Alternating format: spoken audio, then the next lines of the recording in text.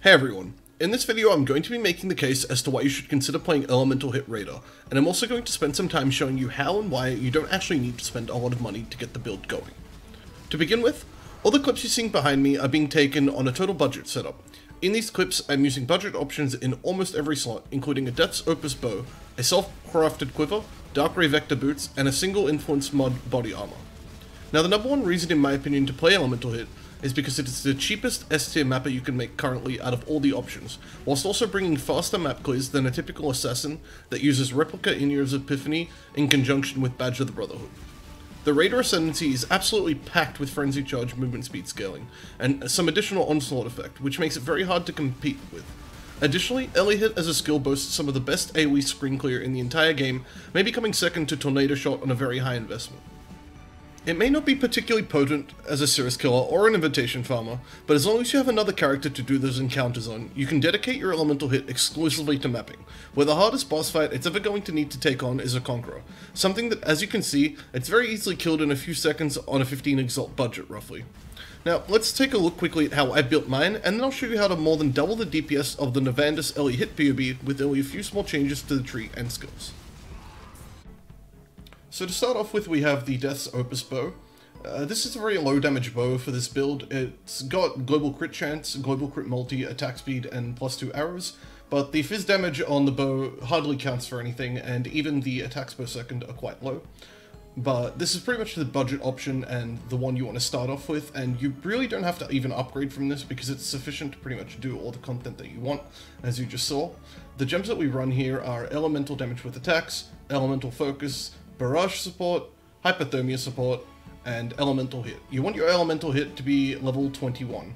Now, as for the 6th gem, a lot of people like to run Inspiration support, but I prefer running Ballista Totem support. This is covered in my Ballista video itself.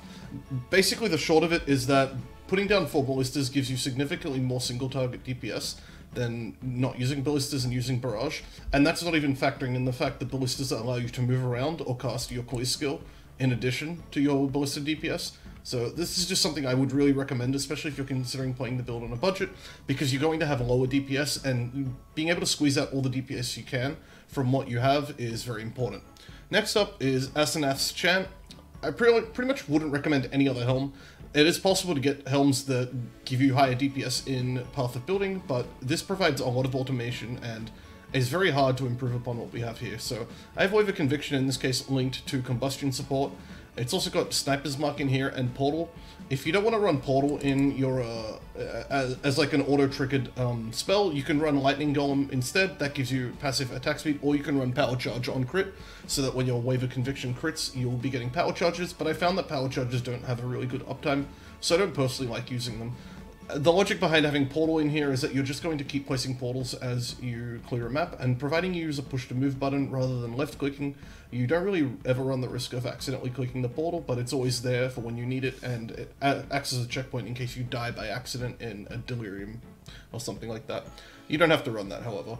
We have an Elemental Hit, attack speed, and Chant on it. This is kind of the best in slot in Chant, but some alternatives that go for cheaper sometimes are Sniper's Mark Curse Effect. That may be something you want to look into, or even just like a dash enchant. I wouldn't say it's very necessary to have this enchant. Next up, we'll cover the quiver. So I use an artillery quiver. A lot of people prefer the spike point quivers that have a crit chance implicit, but I just prefer this, especially since I'm using totems. You can craft something like this by using corroded, metallic, and serrated fossils in a 3-socket resonator. Hitting this took me literally 3 resonators. That is a bit on the luckier side, but you can pretty much hit bows bow attacks fire an additional arrow every few resonators doing that particular combination, and you have a very high chance to land crit chance, crit multi, and blind with that, as well as life being semi-common. You don't really need to hit accuracy. Hitting accuracy helps, and having room to either have life or roll life naturally is pretty important. Next up, we'll cover Zoth's Blood. Now, you pretty much want to use this at every level of investment. This is what you start with and what you end with. It provides Avatar of Fire, which is very crucial to our build, but it's located here naturally. So unless we have it on an amulet, we can't make this build work pretty much. So this is something you absolutely have to run. It's come down in price significantly as of late, You want it with the Lava Lash Anoint, and then you want Turbulent Catalyst on it so that your damage penetrates 12% fire res instead of just 10. Moving on, we have some rings. Nothing special is really going on with these rings. I've crafted on non-channeling skills have -7 to total mana cost to make our mana costs a little more manageable. You may need 2 of these on your rings, but other than that, we're pretty much just getting intelligence and then a bunch of resistance. We have some fire damage and cold damage to attacks on this ring, but that's not very important. It doesn't add a whole heap of DPS. So you can just kind of do whatever you want with the rings. There's nothing particularly important that you're looking for in the rings, really. As for our body armor, the only thing that's important here is having some kind of decent max life roll. Having attacks have additional base crit chance, and then room to roll 10% chance to dodge spell hits as a prefix. This is, of course, an unveiled craft, so you may need to use some veiled orbs on body armors to unlock this as a craft, or just ask a friend.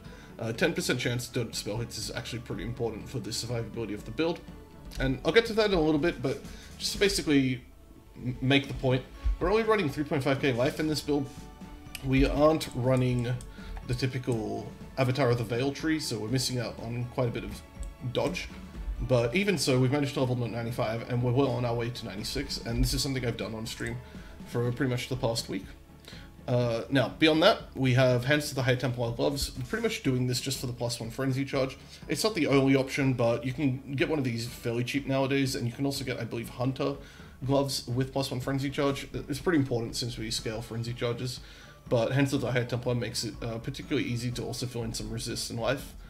And then we have our boots. So you can get these really cheap without an enchant, and even with an enchant, often you can get them fairly cheap.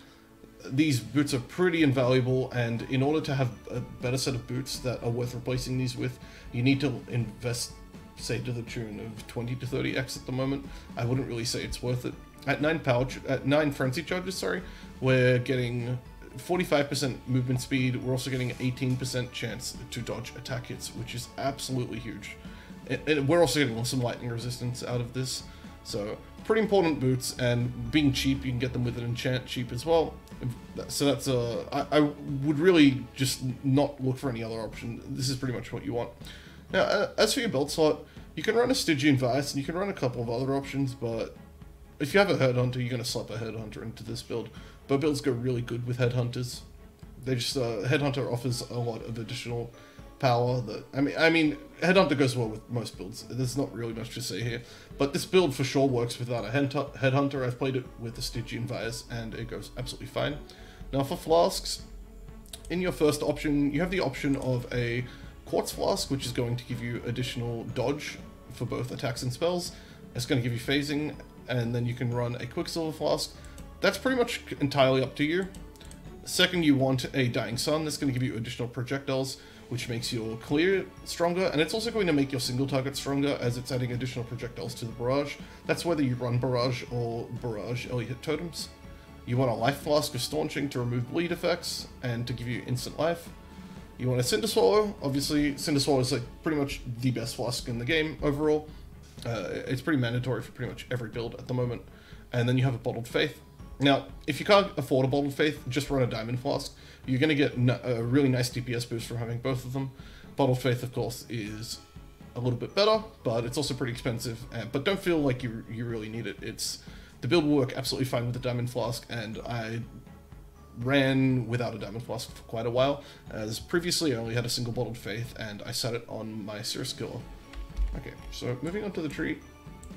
I'm going to go a little more in depth in the PoB section. So I'll just show you what we have here, and then we can actually explain a lot of the reasoning behind why things are where they are when we get to the PoBs. So this is the basis of the tree. We go up here. I don't really recommend doing this whole loop here that you see on a lot of Ele-Hit PoBs. It's very inefficient damage-wise, and whilst it does grant some life, it's overall, in my opinion, a waste of points, as they're the weakest points that you can take. We want to run the Strength and Intelligence combat focus here. This pretty much ensures that Ele-Hit can't run cold, can't ever choose cold damage. We want to run the combat focus for Dex and Strength here, and this ensures that Ele-Hit can never choose lightning damage, and the two in combination will ensure that our Ele-Hit always picks fire damage, and then with Avatar of Fire, we're also converting all the added cold and all the added lightning from the gem to fire on every single hit. Moving on from that, you want a cluster jewel here. Something that gives you martial prowess, Feel the Fight, and Feed the Fury is, in my opinion, the best setup to have, and you can just take it pretty much as I've taken it here. Now, all your medium clusters, you want to have quick getaway and pressure points. They're just the highest DPS options, so there's not really any other options there, really. Some people do run other things, but this is just by far the best. Then you just want standard crit multi jewels. Something to keep in mind is that you can get crit multi jewels with fire skills, with lightning skills, with cold skills. It doesn't matter because elemental hit counts as every type of skill. So here you have a Watcher's Eye. This is a double mod Watcher's Eye, but it's not particularly high investment. It's only giving us attack speed and increased fire damage. A higher investment double mod Watcher's Eye would be something that gives, for example, crit multi and fire penetration. So this one was actually quite cheap. We've taken all this stuff. Intuitive Leap is really important here. Intuitive Leap lets us save a bunch of points here. So we're saving 1, 2, 3, 4 points with Intuitive Leap here. And although it is costing us 2 points, it's just much more efficient to run this way. And ideally, eventually, when we min-max the build further, we can save our 5th point here. So overall, we're coming at 3 points ahead, which is really important in a build like this, which is scaling about 3% more DPS per slot. It's about worth 10% more DPS that way. A lot of people put combat focus in here, but I wouldn't really recommend it. Primal Spirit is really important. A lot of people overlook this. It gives us strength and intelligence to meet attribute requirements, which is really important in other parts of the build. But on the other hand, a lot of people are taking Heart of Oak. I don't really recommend it, as it's about 4% life per point, and it's not really worth the stuff it gives, whereas Primal Spirit is giving us increased flask charges gained, which is really good when you're clearing maps, and you go on a short streak without hitting mobs. When you then find the next pack, you can refill all your flasks pretty fast. Now down here, Primeval Force is really important, and if I was level 99, I'd probably be taking it. There are probably 4 other points I can pull out from other parts of the tree to take it, but for now I'm just not running it. Instead, I'm running Watchtowers to give me the extra ballista. This is a really, really good will. This is highly underrated, and I would really recommend looking into this. Now, here we're taking Mana Leech. I'll probably go into better depth in the PoB for it, but essentially, Feed the Fury is one of the strongest attack notables in the game. It gives you 30% increased damage while leeching and 15% increased attack speed while leeching, which is obscenely overtuned. I think it's giving something, it gives close to between 9 to 12% DPS depending on your setup and how much increased damage and attack speed you're already running. And the reason why we run Mana Leech here is because with the ballista setup, you can constantly put down ballistas, or not constantly, but you're periodically putting down ballistas whenever your mana is almost full, and that ensures that you're always leeching mana, because you're never at full mana, as the node here doesn't require you to be leeching life. It's just as long as you're leeching some sort of thing. So that's it's pretty important, and it's a 1 point. Now, if you had an extra point spare on the tree, you could unspec that and instead take Feel the Fight, which gives you additional attack damage leeched as well, but it's also giving you some attack speed and damage while leeching, which is kind of like a weaker version of Feed the Fury, but if you had 2 points instead of 1 to spare, that's what you would do with them. So everything else here is sort of standard. We really want to take Wind Dancer, as it gives us quite a good amount of damage reduction, which pairs really nicely with the dodge we take elsewhere in the tree. Point Blank is pretty much mandatory. Now, here is something that I really recommend to people who hate porcupines. Running a fire damage cluster that has Widespread Destruction, Prismatic Heart, and Cremator. Prismatic Heart gives you 10% auras, which is really important for filling out your resistances on your gear, but Cremator destroys pretty much all enemies that you hit, and that will ensure that porcupines don't spit out as many spikes. I haven't died to a porcupine yet on this character, so this node is absolutely broken. I'm surprised it even still exists in the game. It should really be nerfed or removed outright. It is far too much power for how easy it is to obtain, and running this cluster jewel isn't even that much less DPS than this, so I don't really know what's going on there balance-wise. And then after that, yeah, I've pretty much explained the combat focus choice here. Just some minor jewels here. These are really weak jewels, in fact, so I'm taking Intelligence, Crit Chance, and Lightning Res. That's pretty much a dead jewel. I took it for the intelligence that I needed to meet attribute requirements, but you know, that needs to go. That needs to be replaced. There's a lot of room for improvement here. I'll just wrap up with this. Now, personally, I think Avatar of the Veil is kind of overrated. we're already getting 15% exposure via Wave of Conviction autocasting, so having 20% Avatar of the Veil here is only giving us 5% extra, and it's not active all the time, it's only active to enemies which are close to us. Granted, all the enemies we're fighting should be close to us, but still, it's a very weak node overall, and we don't really need Elemental Ailment Immunity, because we don't get hit very often at all. Quartz Infusion's pretty good. Now, the setup I recommend running, if you're trying to level, run Quartz Infusion with Rapid Assault. Rapid Assault still gives you a lot of movement speed, which is pretty important on its own, and Dodge does all the heavy lifting, so if you're running a Quartz Flask in conjunction with Quartz Infusion, all the dodge nodes here with Acro and Phase Acro plus Dark Ray Vectors, you're pretty much permanently sitting at 75% attack dodge and 65% spell dodge. It makes it virtually impossible not to level up, and having permanent Onslaught with increased effect is basically permanently having 30% increased attack cast speed and movement speed. It's kind of broken. A lot of people really overestimate the amount of defenses you need to level a bow character, but the reality is that with 3.5k life and, you know, nearly capped dodge, that's pretty much all you need. You don't need insanely high evasion to pair with it either. You pretty much just need to be able to run fast, kill things fast, and have lots of dodge. So, when you're not really too focused on leveling, you can run Avatar of the Chase. The more chance to evade attacks is overrated as well. A lot of people think this is doing more than it is. The reality is, if you look at our evasion, we only have a 9% chance to evade attacks. Now that does go up a little bit in combat, but not by enough that this node is giving us a significant amount of evasion. Having the less accuracy on Veil is actually way better in terms of enemies missing attacks. But nonetheless, having 100% increased Onslaught effect is basically just giving you 20% increased attack speed and movement speed. You don't even need Quartz Infusion to level up. As you can see, we're gaining damage just fine. We're gaining experience just fine running this setup, and this is pretty much what I've been running most of the time I've been streaming. So that pretty much concludes my setup, and now we'll have a look at the Navandis PoBs. So here I have a side-by-side comparison of the Navandis PoB on the left-hand side and my tweaked version of the Navandis PoB on the right-hand side.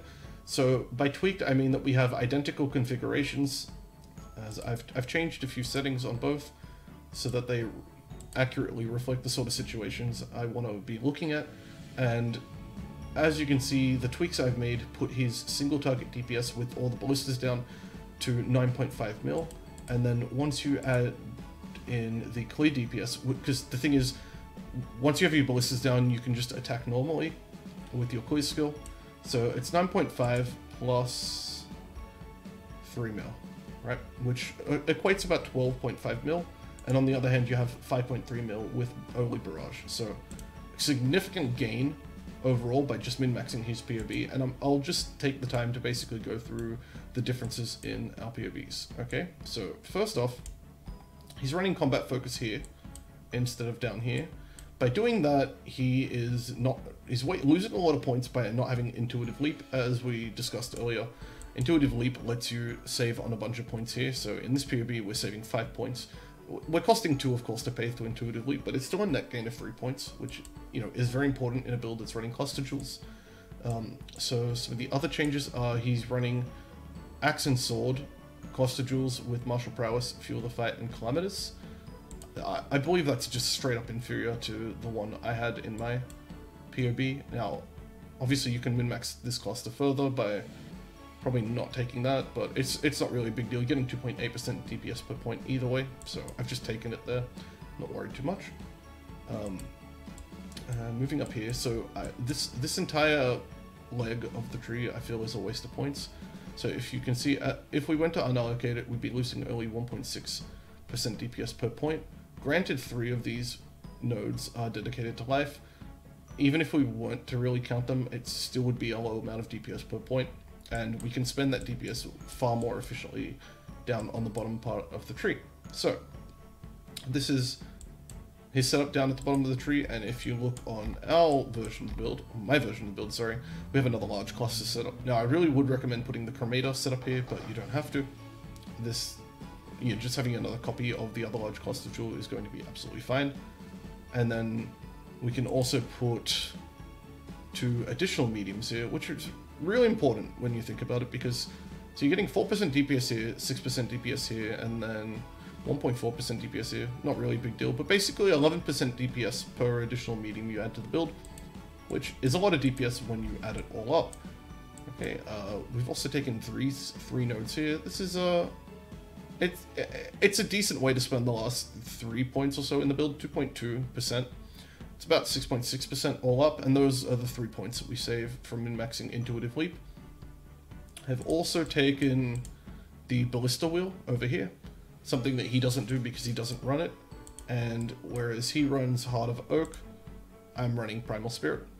So, as you can see, his PoB also doesn't meet the intelligence requirement, and his PoB is also under on resistances, but I'll leave people to figure that one out for themselves, because obviously, you know, he hasn't, so I guess that's that. Now, the other thing is that my tree is using Rapid Assault in conjunction with Quartz Infusion, whereas he's just using Avatar of the Veil, but this is something I addressed previously.